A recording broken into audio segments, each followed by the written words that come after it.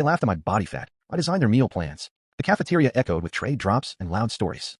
Until one voice cut through. She really went for seconds again. Laughter. And the clink of my fork, mid-bite. What they called too much became the reason they needed me. I'm 28. A lunch lady at a charter school in Boise, Idaho.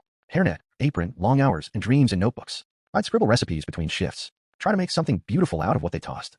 I believed food was love. That a warm plate could heal cold mornings. I fed kids who couldn't afford seconds. And coworkers who never said thank you. And still, I stayed kind. Because food had always been my language. Even when I couldn't translate my own hunger into anything but shame. There was a wellness week at school. The PE coach brought a nutritionist. They asked teachers to volunteer for a body scan demo. I stood in line, trying, until I saw my number flash on the projector. Followed by snickers. One whispered, "Guess she eats the leftovers." Even the nutritionist smiled. And I disappeared into my hairnet. For weeks, I barely tasted my own food. Started measuring my worth in calories, not kindness. I wore black sweaters in July. Took breaks in the walk-in freezer, just to cry, quietly. Even my spice shelf stopped smelling like hope. Just survival. But silence can ferment into strength. I use my nights to study, not diets, but the science of food, metabolism, gut health, shame resilience. I enrolled in an online program. Practiced on myself. Then my cousin.